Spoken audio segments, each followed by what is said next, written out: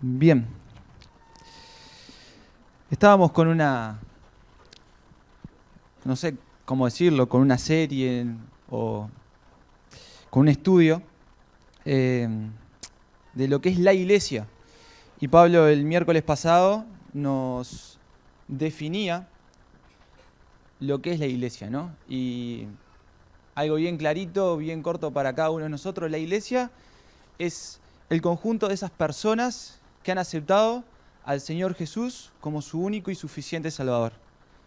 Y Dios, por medio de esa obra, puede insertarnos en su pueblo, en su iglesia, ¿no? Y todos aquellos que hemos creído en el Señor, estamos puestos en la iglesia y nada ni nadie nos puede remover de ahí, ¿no? Estamos seguros de que podemos estar ahí.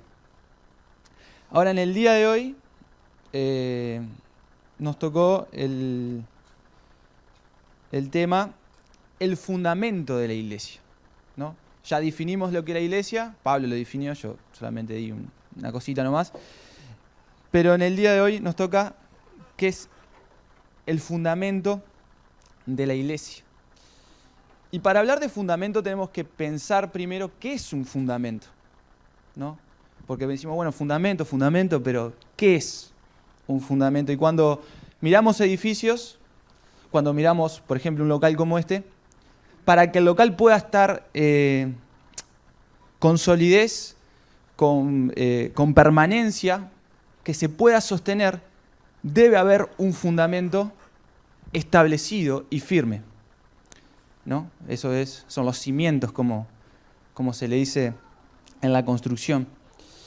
Ahora, el quid acá, o el problema, ¿qué es o quién es el fundamento de la iglesia? Si uno empieza a pensar en cosas más cotidianas, ¿no? ¿Cuál es el fundamento de tu familia? ¿Quién establece los fundamentos de tu familia? ¿No? Entonces ahí podemos empezar, ¿no? Bueno, es el padre y la madre que fundamentan, es el amor, es Dios, ¿no? Entonces podemos empezar a pensar cuál es el fundamento de una familia, ¿no?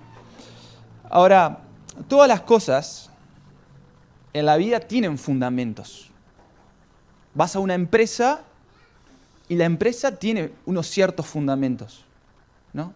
Que es, en este caso, el patrón que pone las reglas, que establece quiénes pueden trabajar en ese lugar, qué es lo que tienen que hacer. Ahora, en la iglesia pasa lo mismo. En la iglesia hay un fundamento, ¿no?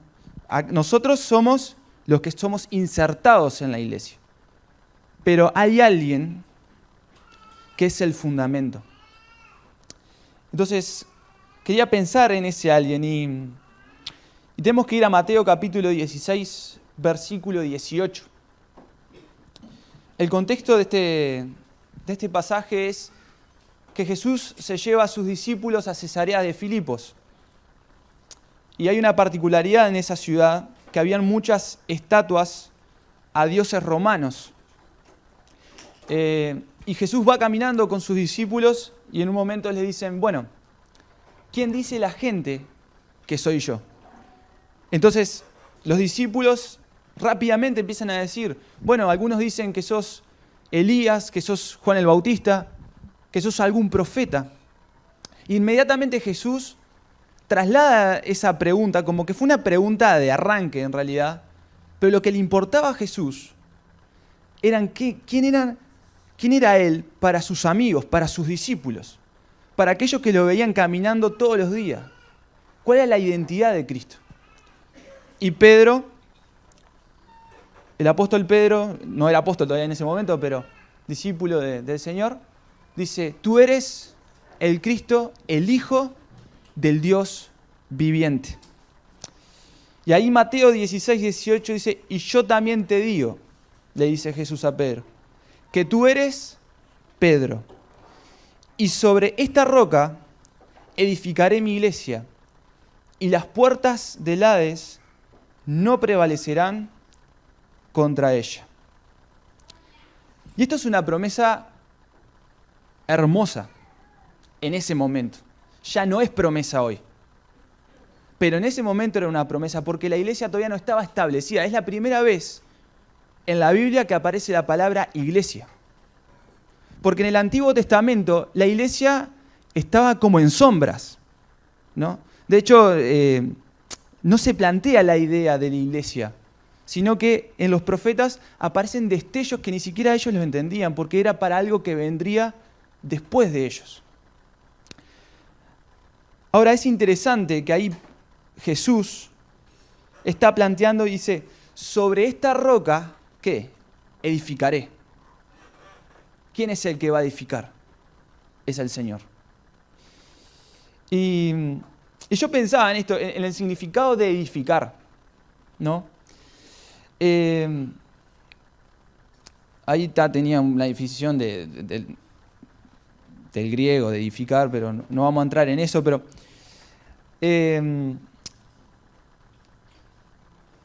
término edificar es como influir en alguien sentimientos de piedad y virtud, ¿no? Después hay como otra definición que Pablo mismo toma en una de sus cartas, dice, en este edificio espiritual, que es perfeccionar el alma del seguidor de Cristo, ¿no? Entonces, esta idea de edificar es como llevarlos a un lugar, al creyente, en el que pueda dejar su antigua vida y ser transformados por la palabra de Jesús, ¿no? Entonces, ahí Jesús está diciendo, yo edificaré mi iglesia, yo los voy a transformar en lo que quiero, ¿no? Quiero que se parezcan más a mí, a mi imagen, en aquello que hemos perdido, que el ser humano perdió en el principio, que es la imagen y semejanza de Dios.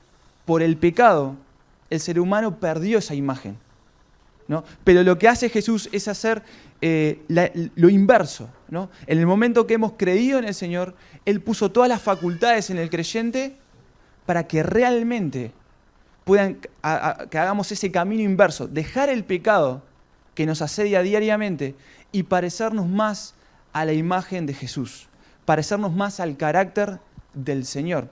Entonces, podemos pensar que cuando Jesús está planteando de edificar en un aspecto, porque hay muchos aspectos de la cuestión de edificar, es parecernos como cuerpo, como iglesia, al carácter de Jesús. Nosotros nos titulamos cristianos, pero el título cristiano es ser pequeños Cristo. Entonces, podemos desprender una enseñanza muy rápida, ¿no? Realmente soy edificado por el Señor y la manera en la que me puedo dar cuenta es, ¿soy algo similar a mi maestro? ¿Me parezco en algo en el carácter? ¿O sigo siendo la misma persona con el mismo bagaje de pecado de hace 10, 15 años atrás? Ahora, el Señor quiere edificarnos porque Él es el que edifica su iglesia. Después podemos pensar en ese mismo versículo en un cimiento que es firme. No es un cimiento que se mueve, sino que es un cimiento que permanece. Y ahí Jesús dice, sobre esta roca edificaré mi iglesia. Y acá, hermanos, yo les soy sincero, tuve entre caminos medios llenos de piedra, porque acá empieza el debate, ¿no? Aquellos que hemos tenido formación, o un poco de formación de la iglesia tradicional, la iglesia tradicional dice que la roca está puesta en un hombre, en un ser humano, en Pedro. Ahora, cuando empezamos a indagar en la Biblia y empezamos a mirar lo que la Escritura dice, no es tan así. Cuando Jesús está planteando sobre esta roca, Él no está hablando de Pedro. Él está hablando en la confesión de Pedro que dice, tú eres el Cristo, el Hijo del Dios viviente. Y sobre esta roca, sobre esta confesión, a quien el Padre te reveló, que es el mismo Señor, esta es la roca en la cual voy a fundamentar mi iglesia, dice Jesús. Y en esto tenemos que tenerlo claro. La iglesia no está fundamentada sobre hombres. La iglesia no está fundamentada sobre pastores, ancianos o el líder que vos reconozcas, ¿no? La iglesia está fundamentada sobre el Señor. Así todo, las religiones en el mundo están fundamentadas sobre hombres siempre. Y esto, estuve escuchando un poco a Samuel Pérez Millo, que empezaba con su charla por ahí, ¿no? Decía, todas las religiones del mundo están fundamentadas sobre hombres imperfectos. Ahora nosotros estamos fundamentados sobre el hombre Dios, el hombre perfecto y el Dios hecho carne. Entonces, no hay lugar para la duda, no hay lugar para desestabilizarnos de la roca. Porque la roca es Dios mismo, en la persona del Señor Jesús. Entonces esto trae confianza a nuestros corazones, a nuestras vidas, como iglesia, como individuos cada uno, de que Cristo es la roca y nada ni nadie nos puede mover de esa roca. Y podemos seguir pensando en ese fragmento que dice, Él edifica algo que le pertenece solamente a Él. Porque dice, ¿edificaré quién? ¿La iglesia de quién? Mi iglesia, dice Jesús. Es la iglesia del Señor. Volvemos a eso, no es la iglesia de ningún hombre, no es la iglesia de ninguna persona. Es la iglesia del Señor. Dios usa a las personas. Dios las pone en lugares de responsabilidad para guiar. Pero no nos confundamos. La iglesia no es de nadie, solamente del Señor Jesús. Y lo que edifica es una fortaleza. Podemos pensar en cuando en el versículo dice, las puertas del Hades no prevalecerán contra ella. Y mucho se ha hablado también de esto. El Hades. Y bueno, han hablado del diablo, del infierno. Y en realidad ahí un poco el original lo que dice es el Hades, la muerte. O sea, la muerte no va a prevalecer sobre la iglesia. Y esto no sé a ustedes, pero a mí me trae esperanza.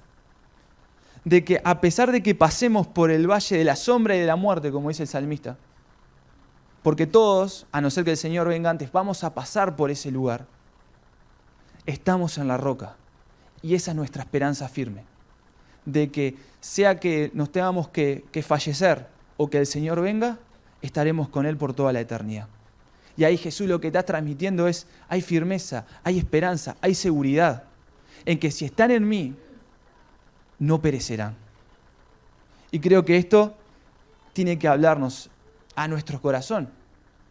Realmente puedes acostarte en tu cama noche a noche y estar tranquilo y seguro que la salvación está sustentada no por lo que vos podés hacer, no por por lo bueno que seas en la iglesia o por lo bueno que seas en la sociedad, que vos estás sustentado, tu salvación, tu vida, tu eternidad está sustentada en la roca, que es Jesucristo. ¿Podés descansar en eso? Ojalá que cada uno de nosotros podamos descansar en esta verdad. Pero cuando me topaba con esto, y un poco con el trasfondo de uno de iglesia, no de manga, sino que uno que viene, o que miramos a veces con él y nos reímos, pero en realidad nos causa tristeza también, es que la iglesia evangélica ha usado esto, porque, a ver si me puedo explicar bien, le caemos a la iglesia tradicional, que el papado, la autoridad, esas cosas que tiene la iglesia. Pero la iglesia evangélica, o supuestamente iglesias evangélicas, se ha transformado un poco en eso también. No en nuestra iglesia, y damos gracias a Dios, pero tenemos que velar sobre eso. Pero otros lugares y otras denominaciones han planteado ya al pastor, al misionero, a los que se tratan de imponer apóstoles y esas cosas, que la Biblia, como personas que lo que dicen es así, ¿no? Que nadie le puede decir nada. Pero esto no es lo que plantea el Señor. porque la roca es Él, ¿no? Pero a veces criticamos un determinado grupo, pero a veces dentro de los evangélicos está pasando lo mismo. Y no solo en eso, sino que en eso de las puertas del Hades, ¿cuánta gente ha sido manipulada con ese texto de decir, ustedes tienen que hacerme caso porque si no sus vidas se van a la perdición? Pero tenemos que tener en claro, hermano, cada uno, en que tenemos que velar sobre esto, de que nuestra salvación, nuestro sustento como iglesia está en el Señor y nada ni nadie nos puede arrebatar eso. En Romanos capítulo 8, versículos 38 y 39 nos dicen: por lo cual estoy seguro de que ni la muerte ni la vida, ni ángeles, ni principados, ni potestades, ni lo presente, ni lo porvenir, ni lo alto, ni lo profundo, ni ninguna otra cosa creada nos podrá separar del amor de Dios que es en Cristo Jesús, Señor nuestro.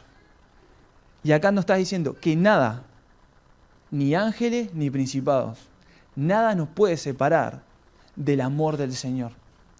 Nada nos puede separar de ese cimiento firme, de esa roca firme que es Cristo el Señor. Entonces, para nuestra alma, para nuestra vida, tenemos que hallar tranquilidad en esto. Tenemos que hallar esperanza en esto, de que nada ni nadie nos puede separar del Señor. Efesios capítulo 2, versículo 20.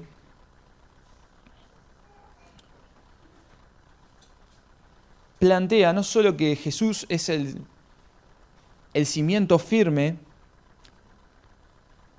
sino que también es la piedra angular.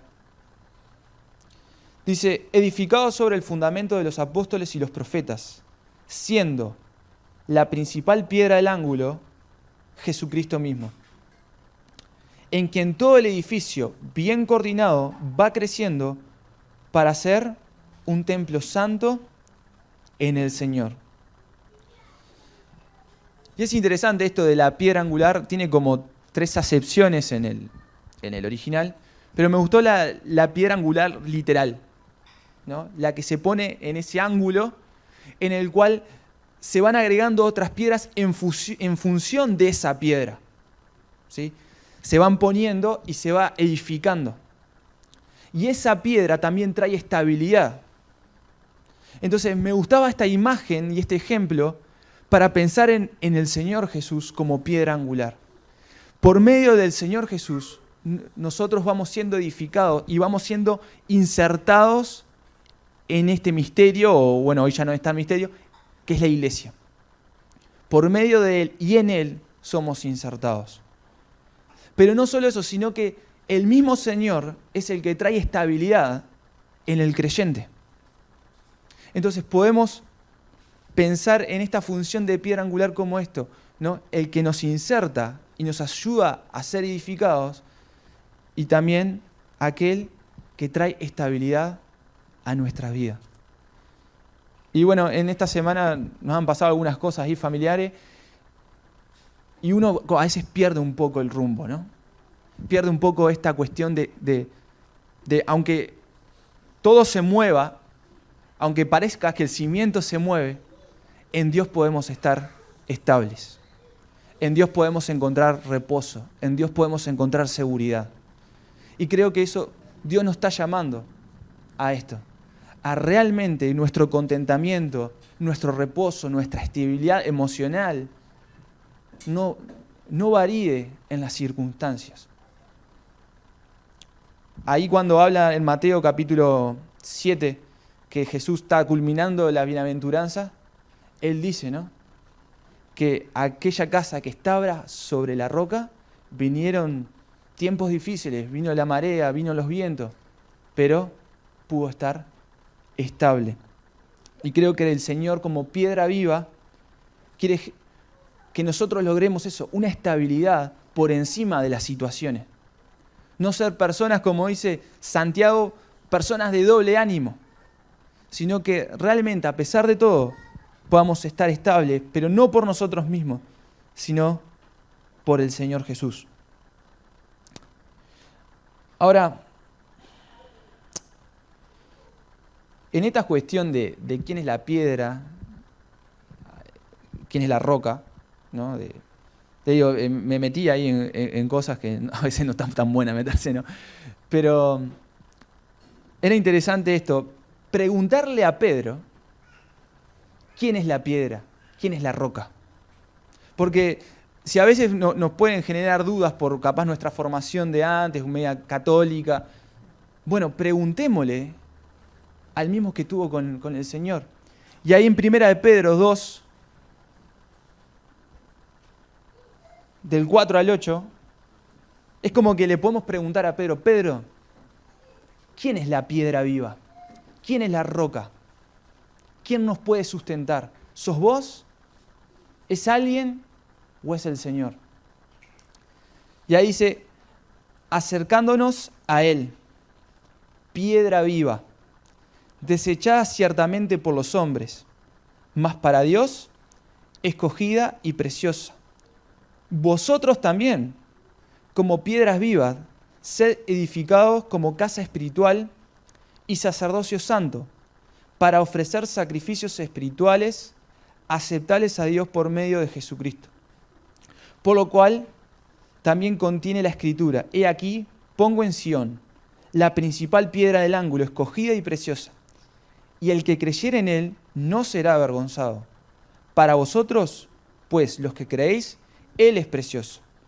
Pero para los que no creen, la piedra que los edificadores desecharon ha venido a ser la cabeza del ángulo y piedra de tropiezo y roca que hace caer, porque tropiezan en la palabra, siendo desobedientes, lo cual fueron también destinados, por lo cual fueron también destinados. Entonces Pedro nos está diciendo, inspirado por el Espíritu Santo, la piedra, la roca, quien da estabilidad, es el Señor Jesús y punto. El fundamento es Cristo. Y en eso tenemos que pensar, en eso tenemos que estar seguros. Y acá cuando nos habla de ser edificados como piedras vivas, seguramente el estudio toque con más profundidad de esto, pero edificados como casas espiritual, como sacerdocio santo para ofrecer sacrificios espirituales aceptables a Dios. Y pensaba que la iglesia no sustituye a Israel, ¿no? Porque empieza a hablar con sacerdote, sacerdocio, ¿no? Y como que nos empieza a marear. Bueno, pero pará, los sacerdotes estaban en el antiguo, o sea. Ahora, la iglesia no sustituye a Israel, sino que Israel está como en una pausa hoy, ¿no? Israel tenía una misión, bueno, pasaron una cantidad de cosas durante todos esos siglos, y hoy lo puso Dios en pausa para poder ejecutar este plan divino que era la iglesia, ¿no? Era un poco lo que decía Pablo el miércoles pasado. La iglesia es el plan de Dios para el mundo hoy, ¿no? Pero Israel tendrá su tiempo, ¿no? Más adelante ahora.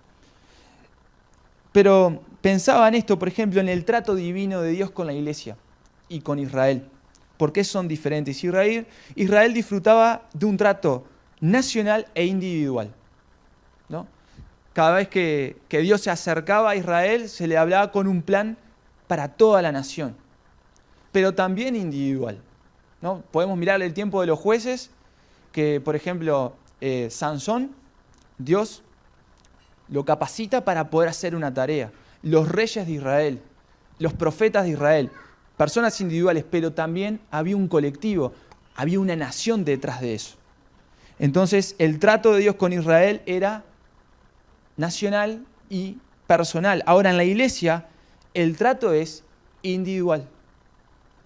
Es para cada uno de nosotros. Pero en ese trato individual nos pone como un cuerpo, como un grupo, como un pueblo, como decía Martín hace un ratito. 1 Corintios 12:13 apoya esto, dice, porque por un solo espíritu fuimos todos bautizados en un cuerpo, sean judíos o griegos, sean esclavos o libres, ya todos se nos dio a beber de un mismo espíritu. ¿no? Y es interesante, ¿no? Que el Espíritu es el que une, junta tanto esclavos, libres, de diferentes nacionalidades. Es el trato individual para cada persona. El Espíritu Santo en el trato de Israel era específico y por un tiempo, ¿no? Muchas veces el Espíritu entraba, ¿no? Pero se ponía a disposición de esa persona, podía hacer cierta tarea y después se iba. Ahora, en la iglesia no es así. En la iglesia mora en cada creyente, ¿no? De hecho, el Espíritu es nuestra garantía de la salvación. Entonces, cada persona que ha creído en el Señor Jesús como su único y suficiente Salvador, el Espíritu mora en él, no solo para hacer una tarea como el Antiguo Testamento, sino para una garantía real de que somos hijos de Dios, como dice en Efesios. La promesa del retorno de Cristo para Israel vendría en poder y gloria. Ellos esperan un rey. Ahora nosotros esperamos a Cristo como aquel que vendrá a buscar a su iglesia. Y esa es nuestra esperanza. Y el sacerdocio, Israel por medio de Aarón y de la dinastía de Aarón, pone el sacerdocio en Israel y todas las tareas que tenían que hacer. Ahora, la iglesia, todo creyente es sacerdote. Todo creyente tiene responsabilidad espiritual, ¿no? Porque el sacerdote tiene una responsabilidad espiritual sobre el pueblo en el Antiguo Testamento. Ahora, cada uno de nosotros tenemos una responsabilidad espiritual tanto en nosotros como en los demás también. Entonces, es diferente. Es diferente. Hay unas cuantas cosas, ya se nos está yendo un poco el tiempo, pero ¿cuándo nace la iglesia? La iglesia nace en el día del Pentecostés, cuando estaban esas personas, esos 120 reunidos, y desciende el Espíritu Santo, y el Espíritu Santo, en lenguas de fuego, dice, se derrama sobre esos creyentes. Y ahí empieza la iglesia. Muchos han querido decir que empieza en el Edén, cuando Jesús instituye la cena, una cantidad de cosas. La realidad es que la iglesia empieza en el Pentecostés. Sin el Espíritu Santo en la vida del creyente no puede haber iglesia.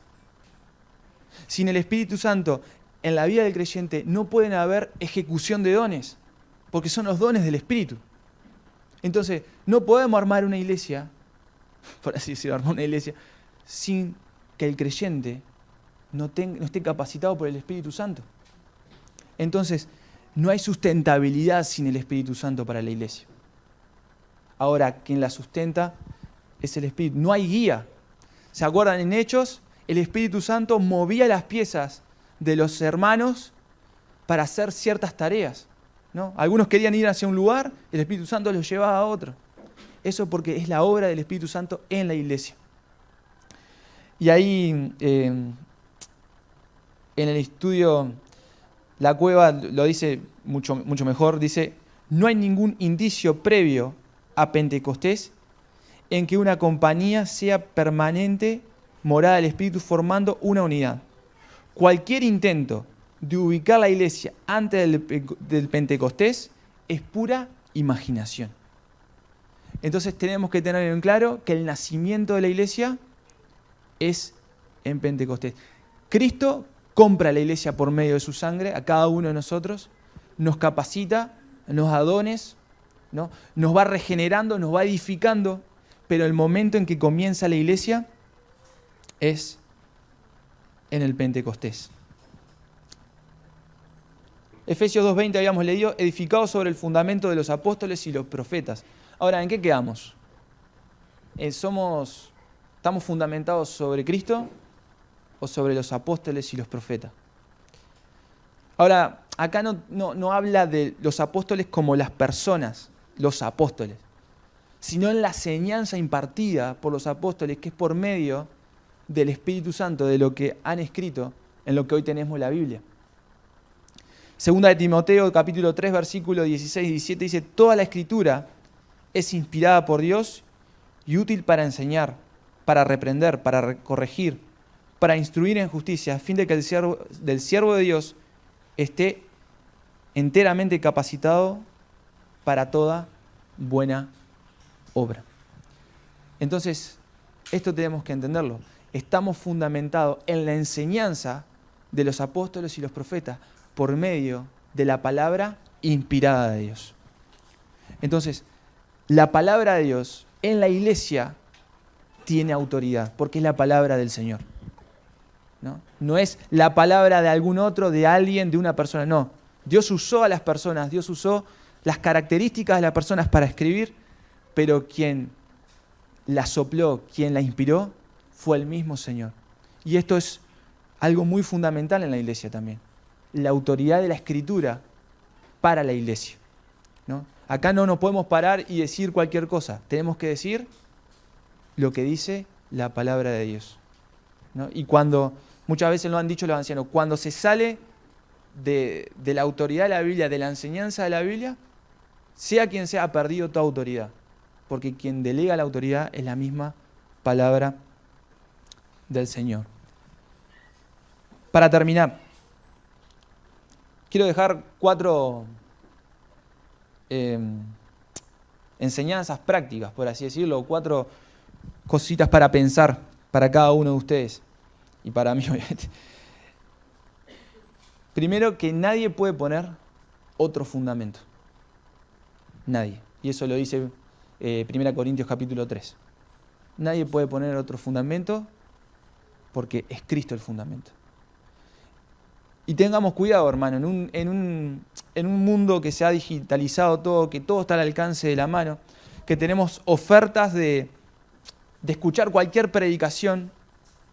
Acá no va a venir nadie a decir, hermano, usted no puede escuchar esto, usted no. Pero tenemos que generar un discernimiento, ¿no? Un discernimiento de lo que escuchamos.